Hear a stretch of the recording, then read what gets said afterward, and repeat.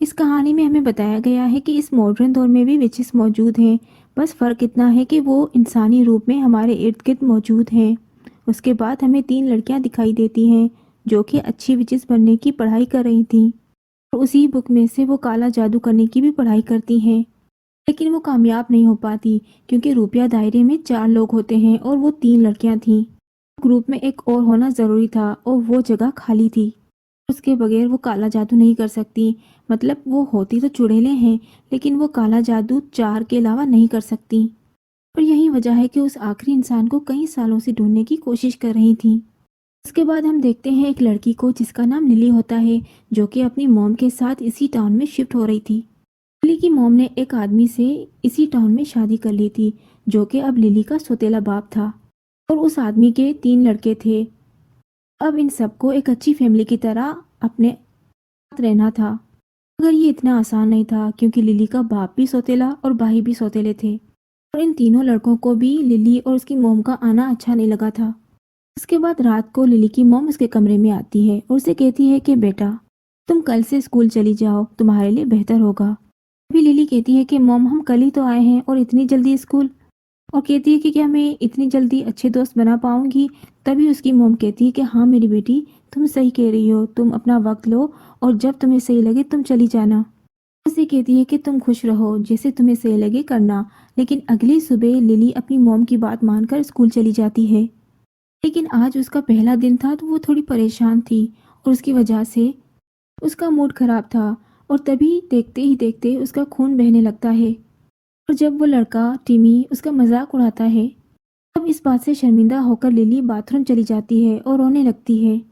जहाँ पे उसकी मदद करने के लिए वही तीनों लड़की जो शुरुआत में आई थी वो आ जाती हैं। वो दरअसल लिली के क्लास फेलो थी और वो उसको संभालती हैं और उसकी हेल्प करती हैं। अब इन चारों की आपस में दोस्ती हो जाती है। वो चारों खाना खाने जा ही रही होती हैं, तभी लिली की तबीयत खराब हो जाती है। तो अपने दर्द को बर्दाश्त करने के लिए वो अपने गले में पहने हुए लॉकेट को जोर से दबाती है। उनमें से एक लड़की ये देख लेती है कि ये तो काले जादू का लॉकेट है।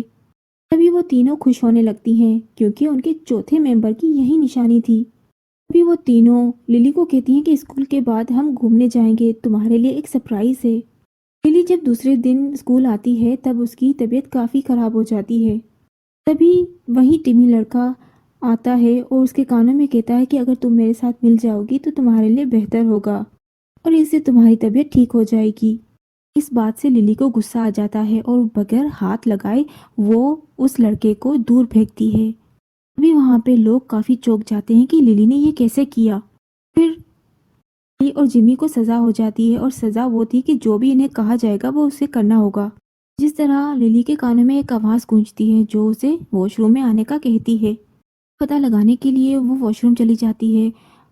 जब वो वॉशरूम जाती है तो वो तीनों लड़कियां जो उसके साथ पहले मिली थी वो आ जाती हैं। उसे बताती हैं कि हमने ही इस चीज़ का इस्तेमाल करके तुम्हें यहाँ बुलाया है। उसके बाद ये तीनों इसे बता देती हैं कि हम लड़कियां नहीं बल्कि तीनों चुड़ैलें हैं। और वो कहती हैं कि तुम ये पहले से जानती हो क्योंकि तुमने जिस तरह जिमी को दूर फेंका था हम पहले ही जान चुके थे कि कोई आम इंसान तो ऐसा नहीं कर सकता। यकीनन तुम्हें काला जादू आता है और तुम्हें इस पे यकीन भी है। ये बात तुम्हारे लॉकेट से भी साबित हो गई है। मगर लिली यहाँ पे हैरान थी कि ये क्या कह रही हैं। कुछ भी समझ नहीं आ रहा था। अभी उसकी परेशानी दूर करने के लिए वो स्कूल के बाहर उसे सब बातें बताती हैं कि हम तीनों चुड़ैलें हैं और काफ़ी अरसे से हम काला जादू करने की कोशिश कर रही हैं लेकिन नाकाम होती जा रही हैं क्योंकि हमें एक और साथी की ज़रूरत है क्योंकि काला जादू 4 बंदों के बीच में ही होता है। तभी उन ग्रुप में से एक लड़की लिली के कदमों में गिर जाती है और कहती है कि प्लीज़ हमारे ग्रुप में शामिल हो जाओ। और लिली फिर हाँ कर देती है कि अब ये 4 लोग थी और उनका ग्रुप कंप्लीट हो गया था तो अब वो किसी पर भी जादू कर सकती थी। अभी वो अपने ताकतों को आजमाने के लिए जंगल में जाती हैं और एक पत्थरों का गहरा बनाकर उस पर बैठ जाती हैं। कुछ मंत्र वगैरह पढ़ने लगती हैं और उन्होंने अपनी आंखें भी बंद कर रखी थी। लिली आंखें खोलती है तो देखती है कि सब फ्रीज हो गया है, यानी वक्त थम गया है। इससे साफ था कि उनके पास अनोखी ताकतें आ गई थीं, जिससे वो काफ़ी खुश हो गई थीं। वो किताब खोलकर वो सारे जादू करने लगती हैं जो कि काम भी करते हैं। फिर वो डिसाइड करती हैं कि क्यों ना हम इस जादू को किसी इंसान पर करके देखें। इससे पता चल जाएगा कि ये किसी इंसान पर काम करता है क्या नहीं। फिर उनके दिमाग में फ़ौरन टिमी आता है कि क्यों ना हम उसे सबक सिखाएं, यानी वो बुरा लड़का। उसके बाद वो उस लड़के के घर जाती हैं और अंदर घुस जाती हैं। उसका पूरा घर खाली था और कोई भी नहीं था। वो फ़ौरन टिमी के कमरे में जाती हैं और टिमी से जुड़े हुए सारे सामान को लेकर आती हैं, यानी उसके बाल, नाखून या उसके इस्तेमाल किए हुए कोई चीज़। तभी वहाँ उन्हें जिमी की इस्तेमाल की हुई एक चीज़ मिल भी जाती है। फिर वो उसे उठा लेती हैं। वो उसे इस्तेमाल करने का सोचती हैं और उसमें सारी चीज़ें मिलाकर जिमी के रूम, बेड सब पर छिड़क देती हैं, क्योंकि उनका मानना था कि अगर हमारा जादू उस पर असर करता है तो वो अगले दिन हमसे अच्छी तरह से बिहेव करेगा। मतलब कि जबकि वो बदतमीज़ था, अब वो सुधर जाएगा, भला इंसान बन जाएगा। उन्हें घर में कोई आवाज़ सुनाई देती है, जबकि कोई और नहीं बल्कि जिमी था। फिर वो खिड़की से बाहर भाग जाती हैं और अगले ही दिन क्लास में एक लड़का मिसबिहेव कर रहा था। वो टीचर के सामने अजीब आवाज़ें निकाल रहा था। उस पे जिमी ने उसे डांटा और उसे कहा कि बदतमीज़ी करना बंद करो। देखकर चारों लड़कियां खुश तो थीं, लेकिन हैरान भी थीं कि हमारा जादू असर कर रहा है, यानी कि टिमी एक बुरे लड़के से अच्छा लड़का बन गया। उसी दिन टिमी लिली से अपनी बर्ताव की माफ़ी भी मांगता है और कहता है कि मैंने तुम्हारे साथ उस दिन बहुत बुरा किया, आई एम सॉरी। उन्हें कहता है कि मेरे घर में एक पार्टी होने वाली है और मैं तुम सबको इनवाइट करता हूँ। मुझे पूरा यकीन है तुम तीनों चारों आओगी। वो टिमी के घर चारों लड़कियां पहुंचती हैं तो कुछ लड़कियां उनका मजाक उड़ाती हैं। तो देख लिली का मूड खराब हो जाता है और वो वॉशरूम चली जाती है। यहाँ पे टिमी आ जाता है और उसे समझाता है कि वो बदतमीज लड़कियां हैं, तुम उन पर ध्यान मत दो, पार्टी एंजॉय करो। इसके बाद वो दोनों पार्टी में आकर डांस करने लगते हैं। डांस करते जिमी लिली का लॉकेट देख लेता है। वो लिली को बताता है कि मेरी मॉम ने मरने से पहले मुझे ऐसा ही लॉकेट दिया था। उसे कहता है कि एक हैरान कन बात बताऊं कि मैं मरने के बाद भी अब अपनी मॉम से राब्ते में हूँ। कहता है कि मैं उनसे बात करता हूँ काले जादू के जरिए। अगले दिन ही टिमी भी उनके ग्रुप में शामिल हो जाता है क्योंकि वो बदल गया था। उसके बाद लिली सबको अपने घर बुलाती है एक प्रोजेक्ट पर काम करने के लिए। जब सब उनके घर पे थे तो लिली का छोटा भाई आ जाता है। वो जैसे ही टिमी को देखता है उसे गुस्सा आ गया था। वो वहां से चला जाता है। उसके बाद ये पांचों लिली के कमरे में आ जाते हैं और ये पांचों एक गेम खेलते हैं जिसमें उनको अपने राज बताने थे। जब बारी आती है टिमी की तो वो बताता है कि मैं एक अच्छा लड़का नहीं था। कहता है कि मैंने सबके साथ बुरा किया है, लिली के सौतेले भाई के साथ भी बुरा किया था। कहता है कि मैंने उसका दिल दुखाया और जब मैंने इसको ऐसा किया था अब वो मुझसे बात नहीं करता, मेरी तरफ देखता भी नहीं। और ये बताते बताते वो रोने लगता है। सब बताना तो वो नहीं चाहता था लेकिन गेम का रूल था, इसलिए उसने बता दिया। इस गेम में झूठ नहीं बोला जाता। सारी लड़कियां टिमी को संभालने लगती है, जिस पर लिली का भाई आ जाता है। उसका नाम एडम है। वो अपने सभी दोस्तों को बेचकर नीचे खाना खाने आ जाती है। खा के जब ऊपर आती है तो वो देखती है कि टिमी अपना जैकेट ऊपर ही छोड़ गया था, जिसे अब वो सूखने लगती है क्योंकि कहीं ना कहीं लिली टिमी को पसंद करने लगी थी। ये उस जैकेट पर प्यार वाला जादू करती है और पता करने के लिए वो सो जाती है। और तभी टिमी अपना जैकेट ढूंढने आ जाता है वापस। वो उसे अपने घर पाकर काफी हैरान रह गई थी। लिली टिमी को कहती है कि तुम किस जैकेट की बात कर रहे हो, यहाँ पे तो कोई जैकेट नहीं है। वो दोनों बात कर ही रहे थे तभी लिली को अपने डैड की आवाज़ आ जाती है और फिर टिमी को वहाँ से जाना पड़ता है। उसके बाद एक टीचर आता है और कहता है कि एक दुख की बात है, हमारे स्टूडेंट टिमी ने अपनी जान ले ली है। लिली काफ़ी दुखी होती है और सोचती है कि रात को हम साथ थे, अचानक क्या हो गया। फिर वो वॉशरूम चली जाती है जहाँ पे उनकी दोस्तें वहाँ पे मौजूद थी। उन चारों को टिमी की मौत का दुख था तो वो चारों रोने लगती हैं। यहाँ पे उन्हें ये भी लग रहा था कि हो ना हो हमारे जादू करने की वजह से शायद ऐसा हुआ है। वैसे एक लड़की कहती है कि कल रात उसने जो राज बताया शायद उसकी शर्मिंदगी की वजह से ही उसने अपनी जान ले ली हो। फिर लिली उन्हें कहती है कि नहीं, ये सब मेरी वजह से हुआ है, कल रात मैंने उसकी जैकेट पर प्यार वाला जादू किया था और उसे पक्का भी कर दिया था। उनमें से एक लड़की कहती है कि तुमने ये क्या कर दिया था। कहती है कि तुमने उसके साथ जो किया सो किया, लेकिन हमारा वादा भी तोड़ दिया है। उसे बताती है कि हमने वादा किया था कि जब तक टिमी पर एक जादू का असर है हम उस दूसरा जादू नहीं करेंगे, मगर तुमने सब गड़बड़ कर दी। उसके बाद वो लिली से नाराज होकर वहां से चली जाती है। फिर एक दिन लिली अपने कमरे में सो रही थी तो उसको अपने डैड एडम की आवाज़ आती है। जो किसी से बात कर रहा था। वो चेक करने नीचे आती है, देखती है तो एडम अपने बेटे को समझा रहा था कि तुम भूल जाओ जो भी टिमी ने तुम्हारे साथ किया। दिल बड़ा करो, तुम तो बहादुर हो। डरपोक और बुज़दिल तो टिमी था जिसने अपनी जान ले ली। तो ये सब सुनने के बाद जैसे ही लिली अपने कमरे की तरफ जाती है तो एडम आ जाता है, जिस जो उसे पुरानी चीज़ें जो दीवार पे लगी थी उनके बारे में बताने लगता है, जिससे उसे फ़ौरन अजीबो-गरीब चीज़ें दिखना शुरू हो जाती हैं, जिसमें आग, सांप, ये सारी चीज़ें थीं। और ये चीज़ें किसी काले जादू की तरफ इशारा कर रही थीं।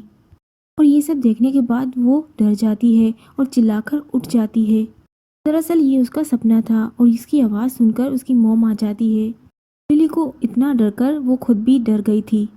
वो अपनी मॉम को बताती है कि यहाँ कुछ गड़बड़ है, मुझे एडम ठीक नहीं लग रहा। वो कहती है यहाँ कुछ तो अजीब है, हमें यहाँ से जाना होगा। उसकी मॉम को यकीन नहीं आता और उसे समझाती है कि ऐसा कुछ नहीं है, ठीक है। वो कहती है कि टिमी की मौत से तुम्हारे जहन पे थोड़ा सदमा है, तुम कुछ दिन आराम करो, सब ठीक हो जाएगा और हम बाहर घूमने जाएंगे ताकि तुम कुछ अच्छा महसूस कर सको। इसके बाद लिली एडम के खिलाफ कुछ सबूत ढूंढती है ताकि वो मॉम को दिखा सके कि एडम सच में अजीब है। एडम के कुछ सामान से उसे अपने नाम की एक फाइल मिलती है जिसको पढ़ के वो दुखी हो गई थी। उस फाइल में लिखा था कि लिली अपने मॉम की सगी बेटी नहीं है बल्कि गोद ली हुई है। कुछ ही देर में लिली की मॉम आ जाती है जो उसे कुछ कहे बगैर वहाँ से चली जाती है। अगले ही दिन जिमी को दफनाया जा रहा था तो सब आए थे। लिली अपनी तीनों दोस्तों से बात करना चाहती थी लेकिन वो उसकी बात का जवाब नहीं देती क्योंकि अभी तक वो उससे नाराज़ थी। ये बात उसे अच्छी नहीं लगती तो वो वहाँ से चली जाती है। उसे जाते वक्त उसकी मॉम उसे रोकने की कोशिश करती है लेकिन वो चिल्लाकर उसे अपनी मॉम को धक्का देती है। वो दूर जाके गिरती है। वहाँ पे इन तीनों लड़कियों को एहसास हो जाता है कि हम लिली के साथ अच्छा नहीं कर रहे। कहती है कि अगर उसने जादू किया था तो हमने भी कुछ अच्छा नहीं किया था, हमने भी टिमी पर कुछ जादू किया था, वो भी बदला लेने के लिए। और वो आज से जादू ना करने की कसम खाती है। और दूसरी जगह लिली की मोम भी मान गई थी यहाँ से जाने के लिए। लिली की मोम कहती है कि मुझे पता चल गया है कि तुम जान गई हो कि तुम मेरी सगी बेटी नहीं हो। कहती है कि मुझे माफ़ कर देना बेटा, मुझे डर लगता था कि अगर तुम्हें ये बात पता चल गई तो तुम्हारे साथ कुछ गलत ना हो जाए और अगर तुम्हारे साथ कुछ गलत होगा तो मेरे साथ भी होगा। वो कहती है कि मैं हमेशा तुम्हें कहती कि ठीक है, तुम्हारा अलग होना ही तुम्हें एक खूबी है। और वो कहती हैं कि अगर तुम्हारे साथ गलत हुआ तो गलत सिर्फ तुम्हारे साथ ही होगा। तब उस पर लिली कहती है कि तुम सही कह रही हो, सगी माँ हमेशा सगी होती है और तुम मेरी सौतेली माँ हो। और वो कहती है कि क्योंकि सगी माँ कभी भी अपने बच्चों को ऐसे नहीं कहती, क्योंकि सगी माँ अपने बच्चों को कभी भी मुसीबत में नहीं छोड़ सकती। फिर उसकी माँ अपना रूप बदलने लगती है, बल्कि वो और कोई नहीं बल्कि एडम था, उसका सौतेला बाप, जो उसका मोम का रूप लेकर बातें कर रहा था उससे। और एडम एक आम इंसान नहीं बल्कि एक विच ही था। एडम लिली का ध्यान भटकाता है और फिर उसको मुक्का मार के फेंक देता है और पकड़कर उसे जंगल में लेकर आता है। उसके बाद वो तीनों चुड़ैलें टिमी से माफ़ी मांगने के लिए काले बोर्ड पर उससे बातें करने लगती हैं। फिर टिमी भी उनसे बातें करने लगता है और जवाब देता है कि मैंने खुद अपने आप को नहीं मारा बल्कि एडम ने मुझे मारा है, क्योंकि वो इंसान नहीं बल्कि विच है। ये जानकर वो तीनों समझ जाती हैं कि अगर एडम ने टिमी को मार दिया है तो वो लिली को भी नहीं बख्शेगा, वो उसे भी मार डालेगा। उधर लिली को होश आता है तो एडम उसे कहता है कि अपनी सारी ताकतें मुझे दे दो वरना मैं तुम्हें जान से मार दूंगा। पर लिली उसे सब कुछ देने से इनकार कर देती है। फिर तभी एडम उसका गला दबाकर उसे जान से मारने की कोशिश करता है। लिली कुछ भी नहीं कर पा रही थी क्योंकि एडम ने उसे अपनी जादुई दायरे में रखा हुआ था। उसकी ताकतें काम नहीं कर रही थी लेकिन कुछ अचानक से वक्त रुक जाता है। फिर वो देखती है कि उसकी तीनों दोस्तें उसकी मदद करने आ ही जाती हैं। वो तीनों अपनी अपनी ताकतें इस्तेमाल करके एडम को रोकने की कोशिश करती हैं, मगर वो एडम की ताकत उनको पीछे धकेल रही थी, यानी एडम की ताकत उनकी ताकत से ज़्यादा थी। एक करके उठा उठा के दूर फेंकता है। अब वो लिली को मारने की कोशिश करता है। तब लिली देखती है कि एडम ने तीनों को अलग अलग जगह पे फेंक दिया है। फिर वो दूसरी जगह गिर जाती है और अब उनका दायरा कंप्लीट हो जाता है। फिर वो अपनी मंत्र पढ़ने लगती है और फिर एडम के इर्द गिर्द आग का दायरा बन जाता है। आग इतनी फैल जाती है कि उसमें वो जलकर मारा जाता है। और अब सब कुछ ठीक हो गया था और अगले दिन लिली अपनी मॉम से मिलने जाती है, क्योंकि उनकी सगी माँ ने ही उन्हें कहा था कि वो लिली का ख्याल रखें क्योंकि उनकी जान को खतरा है। फिर वो अपनी मॉम से आकर मिलती है और पहली बार उनसे मिलने के बाद वो जज्बाती हो जाती है और उसकी खुशी के साथ ही ये कहानी इधर ही ख़त्म हो जाती है। अगर ये मूवी अच्छी लगे तो चैनल को सब्सक्राइब ज़रूर करें। अल्लाह हाफिज़।